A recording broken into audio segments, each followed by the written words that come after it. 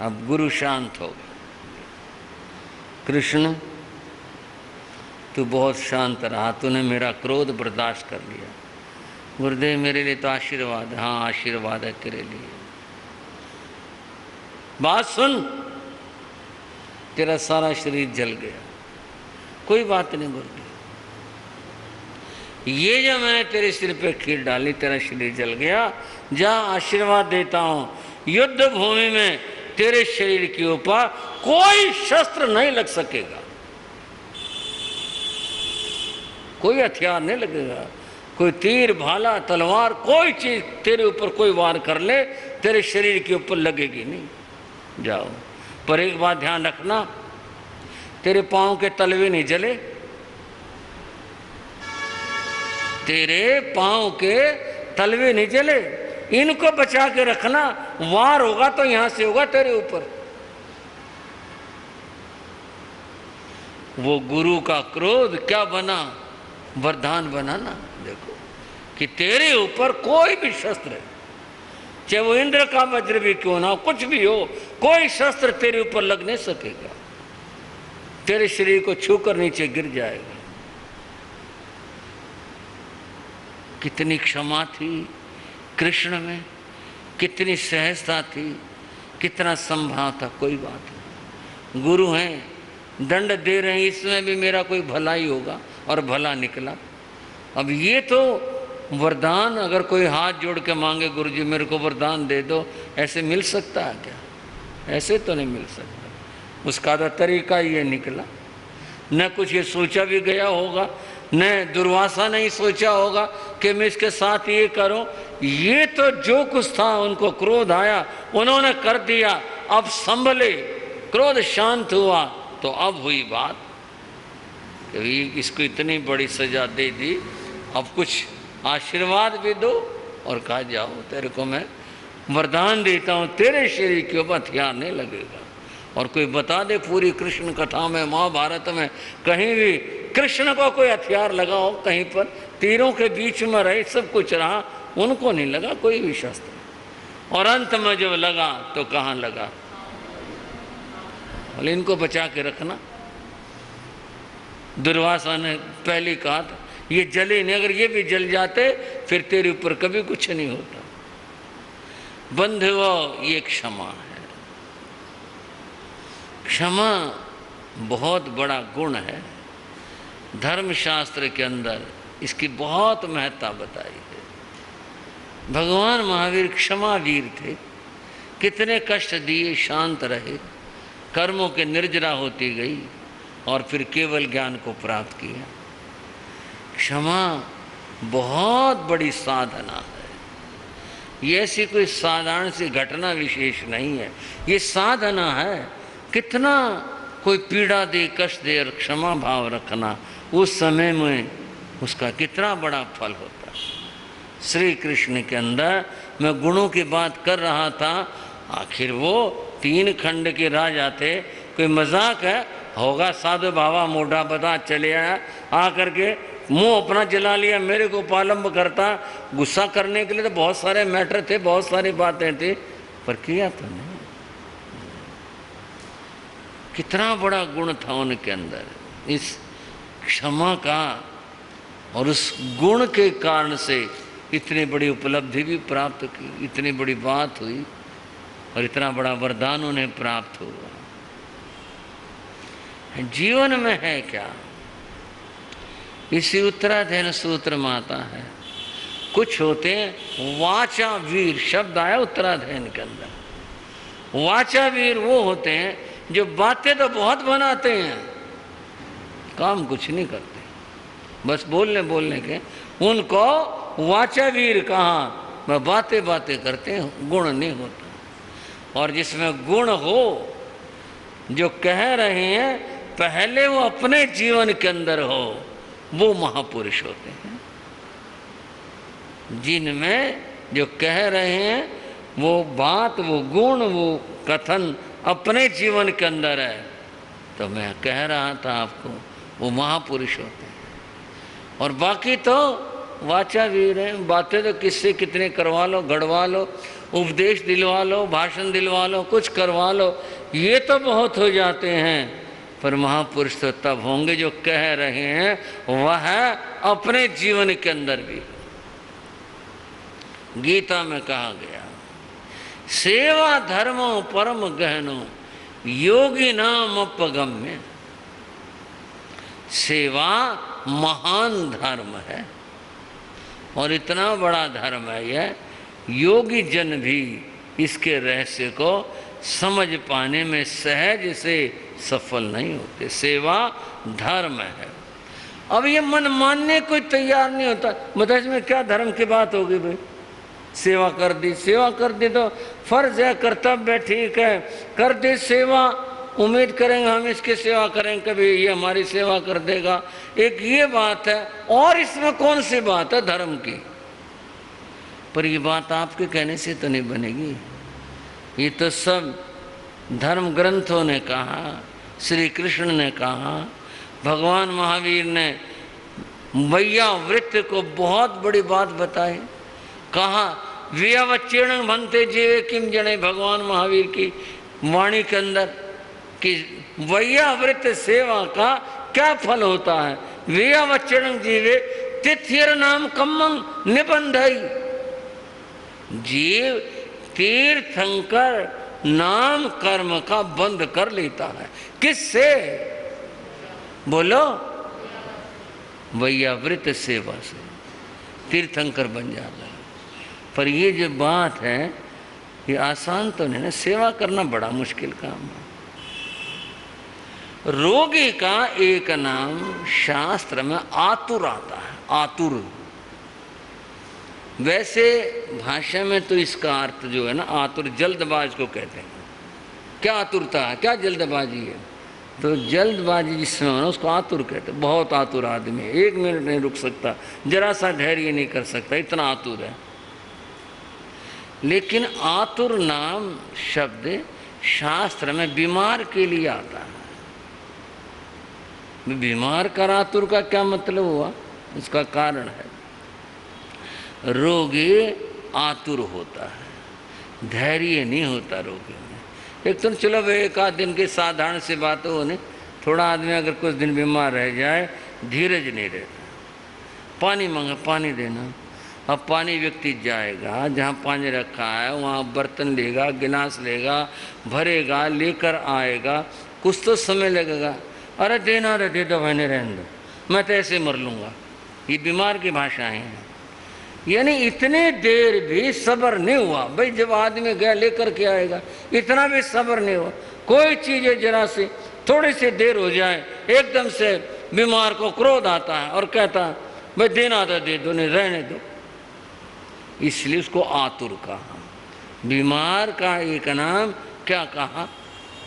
आतुर। आतुर क्यों?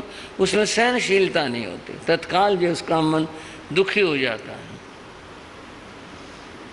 अब आतुर की सेवा करना, बीमार की सेवा करना कितना मुश्किल काम है, बहुत मुश्किल काम होता है।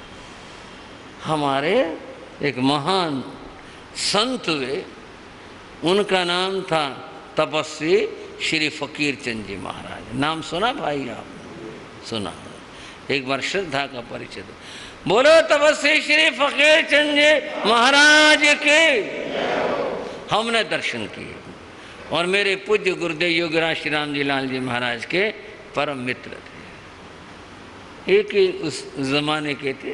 दीक्षा में थोड़ा बहुत फर्क था, योगीराज जी बड़े थे, उनकी दीक्षा थोड़ी सी बाद की थी, लेकिन बहुत मित्रता थी उनकी। गुरुदेव योगीराज ने, मैं बैरागी था, उनका आशीर्वाद लेने के लिए भेजा, बोले जाओ तपस्वी जी का आशीर्वाद लेके आओ। उनके वचन सिद्धि की बहुत कथाएं हैं। भाई ये कह दिया तपस्वी जी ने, ऐसा हो गया, लगता नहीं था और फिर ऐसा घटित हो गया। ये सारी बातें अपनी जगह हैं, पर जो बात है उनके जीवन की विशेषता कि वो तपस्वी तो थे ही थे, परम सेवा भावी थे। उन्होंने बहुत संतों की सेवा की, बहुत संतों की, बड़े मनोयोग से सेवा की। और जो मैं भी आतुर कह रहा था ना, शब्द आतुर, बीमार आदमी धमकाने लग जाए। एक तो सेवा कर रहा, सेवा करने वाले को और उसे धमकाने लग जाए, और धमका दिया और फिर वो सेवा करने वाला उल्टा बोला, उसे धमकाए, गई सेवा। फिर सब सहन करना कितना मुश्किल काम है। विक्रम संवत 1990 अजमेर में मुनि सम्मेलन हुआ था। उसमें भारत भर से संत लोग पहुंचे थे। तपस्वी जी अपने बड़े गुरुओं के साथ मूनक पंजाब में विराजमान थे। वहाँ की बिरादरी के लोग भी, भाई चलो अपन भी संत इकट्ठे हो रहे हैं, दर्शन कर ही आए, चलें। तो इकट्ठे होकर के जाने के लिए मंगली सुनने आए।